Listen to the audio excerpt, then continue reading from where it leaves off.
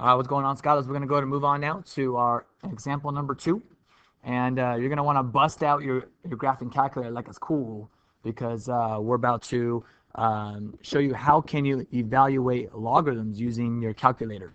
All right, so example number 2 states to use a calculator to evaluate our function f of x equals log base 10 of x at each value of x. And so here for part A, B, C, D, I've listed all the values of x that we want to evaluate. So let's just go ahead and go through these, and I can show you like how these work right here.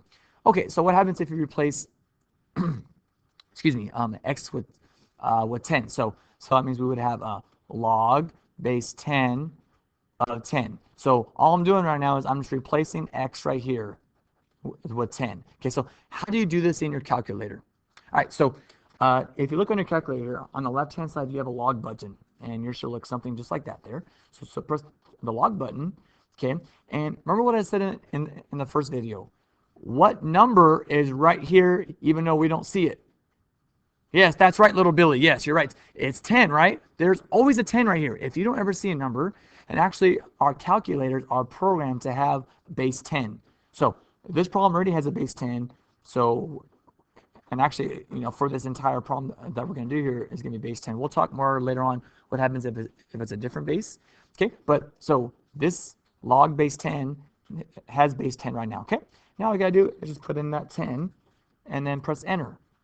And you get 1. And that should make sense, right? Because if we make sense what this means, again, this means 10 to the power of what equals 10. And we all know 10 to the power of 1 is 10. So that's why your answer should be 1, because our value of x here is going to be 1 right there. All right, let's now try this guy. Log base 10 of 2.5. Now check this out. If I were to convert this now into an exponential form, 10 to the power of what is 2.5. Okay, we can't do that by hand now. Oh, 10 to the power of what is 2.5? You know, I mean, even if you try to get your fraction, this is going to be a really hairy decimal. So let's just go ahead and plug it in.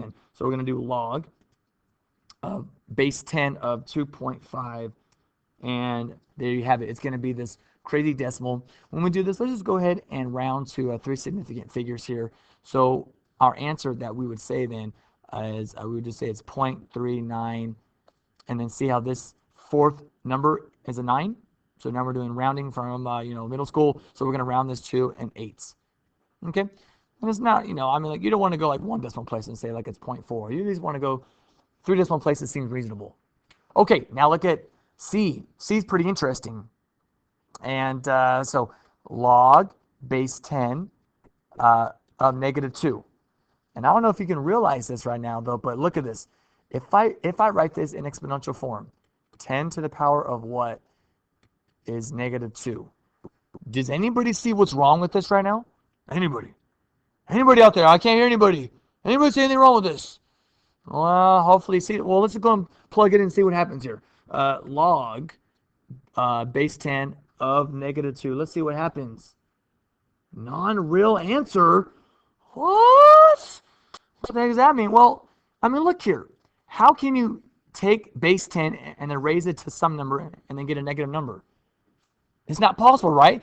Even if you make x a negative number, like, for example, -2, we talked about in example 1, that means 1 over 10 squared. So the conclusion that we need to make right now is this, you guys, is that logarithms can never be negative. Write that down. Highlight it. You can never take the logarithm of a negative number. It's always going to be an error, or it's not possible. I mean, really what it is that it's not going to give you a real answer right there, okay? All right, last but not least, let's go and scroll down here. We're going to go ahead and do 1/4. So log base 10 to the power of 1/4. So let's just put that in our graphing calculator. Log to base 10 of 1/4, and we're going to get negative 0.602. Okay, notice how I said you can never take the negative logarithm. However, your answer can be negative. Okay, that's possible right there. Okay, but when you take a logarithm, like as you saw right here, that can be negative. But our answer right here can be negative. Okay, so that's going to be our conclusion for example, number 2 there.